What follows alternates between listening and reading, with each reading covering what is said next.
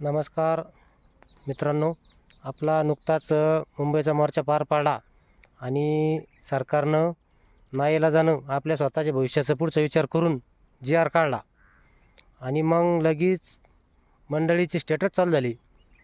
आमच्या भाऊनं मराठ्याला दिलं. आता लोक ते कोणत्याच मुख्यमंत्र्याला जमलं नाही, ते आमच्या भाऊनं मुख्यमंत्री म्हणून मराठ्यासाठी केलं. बरोबर आहे तुमचं म्हणणं. जे कोणत्याच मुख्यमंत्र्याला जमलं नाही ते त्यानं करून दाखवलं. बरोबर आहे. आंतरवालीमध्ये माता भगिनीवर लाठीचार्ज झाला, माता भगिनी रक्तबंबाळ झाल्या, ते कुठं कोणाला जमलं.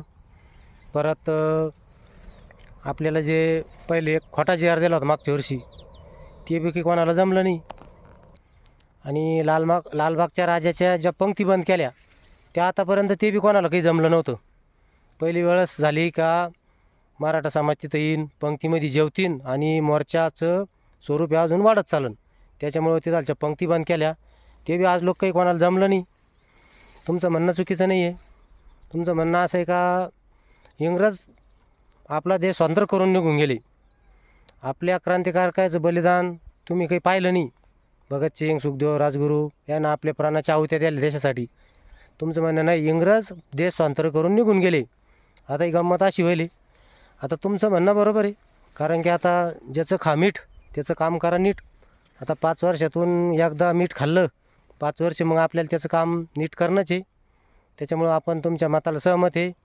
पण काही असो, आपल्या ज्या बलिदानाचं एक प्रयत्न यश आलं, बलिदानाला जे यश आलं, विद्यार्थ्यांनी आत्महत्या केल्या, काहीच्या मातापित्याने आत्महत्या केल्या, फी भरायला पैसे नव्हते, काहीचे मार्क चांगले असून आरक्षणामुळे नंबर लागले नाही, त्याच्या आत्महत्या झाल्या.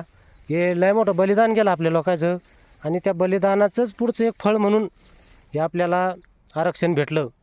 त्याच्यामुळे त्याचं जे श्रेय सगळं हे गरीब जनता, आम आदमी आणि गरजवंत मराठी यांचं आहे आणि जारंगे पाटलाचं आहे. बाकी ज्याच्या त्याच्या हिशोबानं मिठापुरतं काम तुम्ही करीत राहा, काही हरकत नाही. चॅनलवर नवीन असाल तर सबस्क्राईब करा आणि व्हिडिओ जास्तीत जास्त शेअर करा. धन्यवाद.